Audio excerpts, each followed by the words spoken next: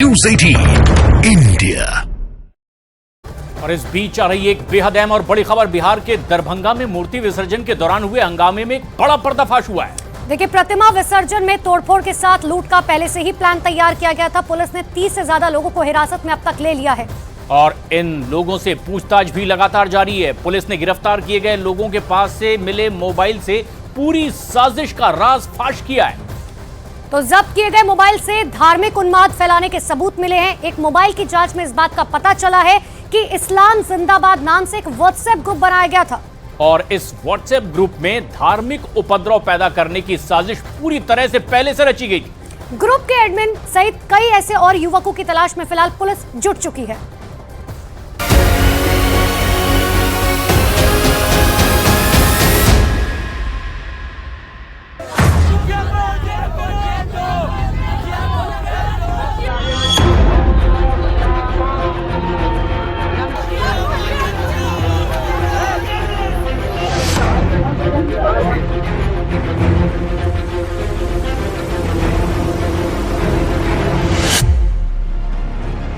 देश के कई राज्यों में लगातार सांप्रदायिक जहर फैलाने की कोशिश की जा रही है। सबसे ज्यादा चौंकाने वाले मामले बिहार से सामने आए हैं, जहां 24 घंटे के अंदर कई जिलों में वसंत पंचमी के पूजन के दौरान हिंसा की तस्वीरें सामने आई हैं।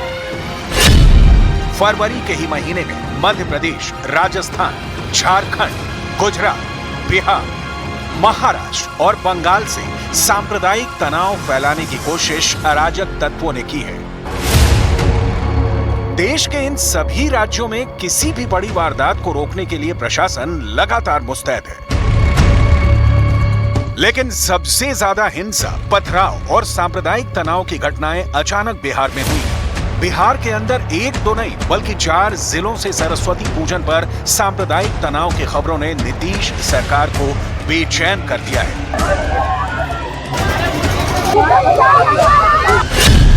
सीतामढ़ी, दरभंगा, भागलपुर और आरा से आई खबरों ने प्रशासन की चिंता बढ़ा दी है। राजस्थान के अंदर भी हिंदुओं के धर्म परिवर्तन की एक बड़ी कोशिश की जा रही है। झारखंड के रांची में भी पूजा के दौरान ही पत्थरबाजी हुई है। वहीं गुजरात के अंदर भड़काऊ मौलाना सलमान अजहरी पर लगातार केस पर केस लग रहे हैं। मौलाना सलमान अजहरी जैसे ही एक केस से बरी होते हैं, दूसरे केस में उन्हें थाने के चक्कर लगाने पड़ रहे हैं। देश में जहर फैलाने की कोशिश कौन कर रहा है, पूरी पड़ताल हम करने वाले हैं। सबसे पहले बात करेंगे भागलपुर की। यहाँ लोदीपुर में विसर्जन की शोभा यात्रा के दौरान पत्थरबाजी हो गई। इसकी वजह से यहाँ पर दहशत का माहौल बना हुआ है। स्कूल खुले हुए हैं, लेकिन इसमें अर्धसैनिक बलों को तैनात किया गया है, जो किसी भी वक्त दंगा नियंत्रण करने के लिए अलर्ट मोड पर हैं। तस्वीरें बता रही हैं कि यहाँ पर जमकर हंगामा हुआ है। सड़कों पर फैले हुए बिखरे पत्थर दंगाइयों की करतूतों की गवाही दे रहे हैं। मूर्ति प्रशासन भसवाने लेके गई जबरदस्ती। हम लोग सोचे अब ठेलको ला लें, जिसपे मूर्ति रखी थी, हम वही लाने जा रहे थे। ये लोग गुरमीट बना के फिर से था, हम कपड़ा पीला देख के, मथम भगवा गमछी देख के ये लोग टूट पड़ा हम लोग पे। देखिए शकल और शरीर का हाल देख लीजिए। ये लोग पूरा मोहल्ला घिर के लात घुसा, हाथ में ईटा लेके मार रहा था। सर हम उधर से आ रहे थे मूर्ति का जेवर खोलने के लिए, मेरा मार के मोबाइल भी छीन लिया है, मार के सब माथा कान मेरा फोड़ दिया। भागलपुर के इस इलाके में दुकानों को तोड़ा गया है और सामान बिखरा हुआ नजर आ रहा है। राष्ट्रीय जनता दल ने सरस्वती पूजा के मौके पर दंगों को लेकर नीतीश सरकार पर निशाना साधा है। बिहार में बीजेपी जब जब सत्ता में आती है, दंगा फसाद, उन्माद, लड़ाई झगड़ा ही करवाती है। अब पूरे बिहार में किस तरह से माहौल खराब हो रहा है। आपसी शांति, सद्भाव, सद्भावना, भाईचारा ये समाप्त हो रहा है। इसके ऊपर खतरा है। दरभंगा के अंदर भी हिंसा की खबरें आई हैं। सरस्वती पूजन के बाद मूर्ति विसर्जन के दौरान यहाँ एक ऐसे इलाके में हिंसा हुई है, जहाँ पर दोनों समुदायों के लोग आस-पास ही रहते हैं। यहाँ वसंत पंचमी पर सरस्वती पूजन के लिए मां सरस्वती की प्रतिमा को स्थापित किया गया था, लेकिन विसर्जन के दौरान दूसरे समुदाय के लोगों से हाथापाई हुई और पुलिस बल यहाँ कम पड़ गया, जिसके बाद बवाल लगातार बढ़ता चला गया। इलाके में फ्लैग मार्च करके स्थिति को नियंत्रण में करने की कोशिश की जा रही है। पत्थरबाजी के अलावा यहाँ तेजाब से भी हमले किए गए।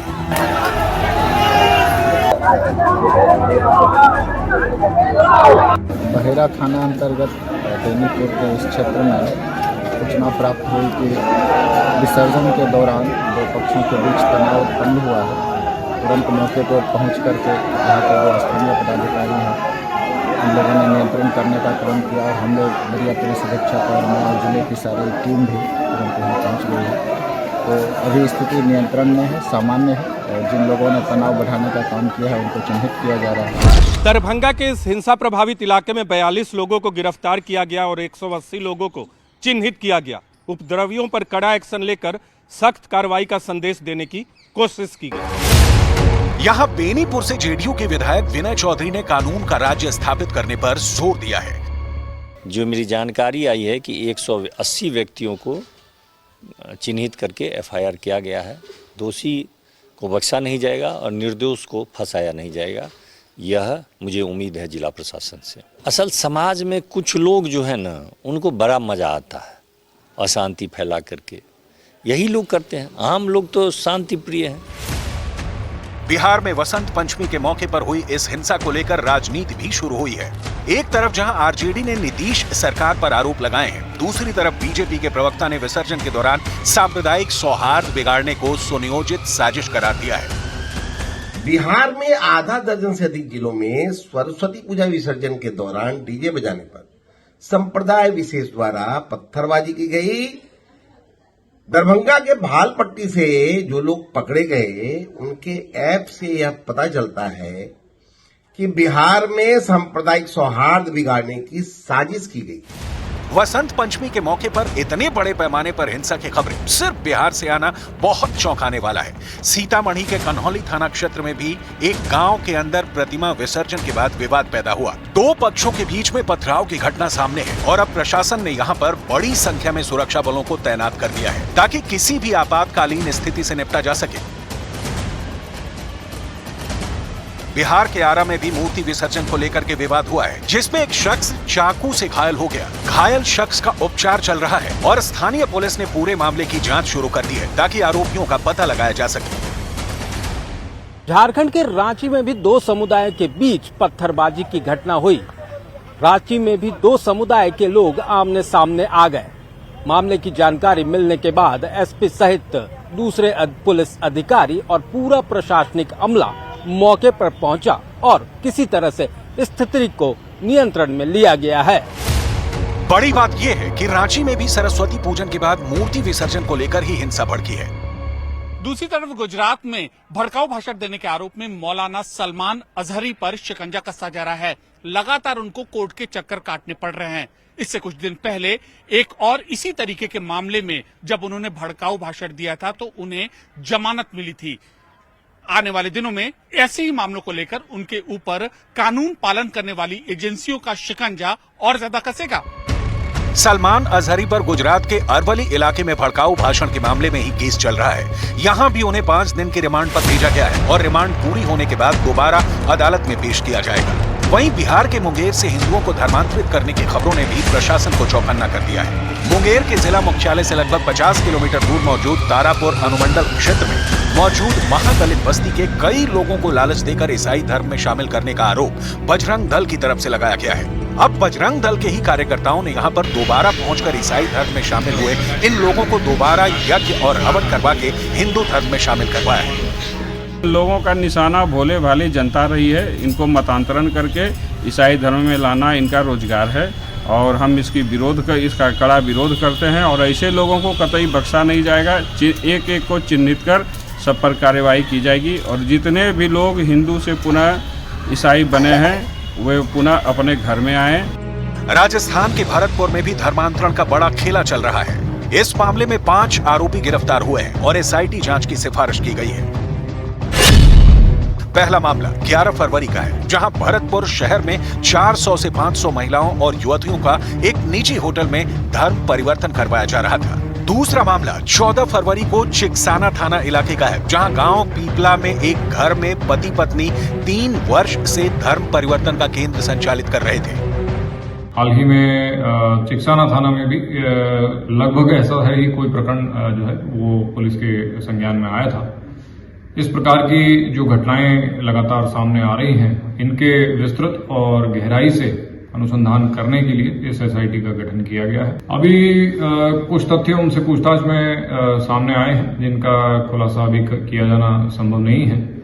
विस्तृत अनुसंधान और गहराई से तथ्यों की जानकारी प्राप्त करने के बाद विस्तृत खुलासा पुलिस द्वारा किया जाएगा। अजय नाम के एक व्यक्ति को गिरफ्तार किया गया है, जिसने कबूला है कि उसे एक व्यक्ति का धर्म परिवर्तन करने पर 10,000 रुपए मिलते थे। पीपला गांव से पैसे के लेन देन का हिसाब किताब, बाइबल की किताबें और धर्म परिवर्तन के सर्टिफिकेट पुलिस ने जब्त कर लिया है। क्या है कि पैसे का लोभ लालच देके और दवाइयों का इलाज का और वो करा के बीमारियां सही हो जाएंगी, ऐसे ये धर्मांतरण कराते हैं। कितने लोग वहाँ पकड़े थे? दबिश दी थी तो 20 से 25 लोग थे, मगर वहाँ से वो भागने में सफल हुए। पूरा गांव इकट्ठा हो गया था। गांव वालों ने बताया कि शुक्रवार और इतवार 2 दिन की सभाएं चलती हैं, इनका धर्म भजन होते हैं ईसाई के, 2 दिन चलती हैं। पुलिस ने कितने लोगों को हिरासत में लिया अभी वहाँ पर? एक अजय है और उसकी वाइफ है और उसकी भाभी है, क्योंकि वो पुलिस से भी बहस कर रही थी कि हाँ हम तो ऐसे ही कराएंगे, वो लोग क्या कर देंगे, तो पुलिस उनको उठा ले गई है। बाकी की कार्रवाई पुलिस क्या करती है। भरतपुर में काफी लंबे से धर्म परिवर्तन का यह धंधा चल रहा था, जिस पर अब सरकार ने कठोर एक्शन लेना शुरू कर दिया है। भारत संविधान से चलता है, आपके कहने से नहीं। वोट बैंक की राजनीति से इतना तो आप मानते हैं ना। मैं आपको चुनौती देती हूं, साबित करके दिखाई। क्यों नहीं बोलूंगी? ये कोई तरीका नहीं है। आप मेरे सवालों का जवाब दीजिए ना, मुद्दे पर आइए ना, राजनीति से साबित करके दिखाइए। एक ऐसा डिबेट शो सुनाई देती रहेगी जिसकी गूंज देखिए मेरे साथ सिर्फ News 18 इंडिया पर।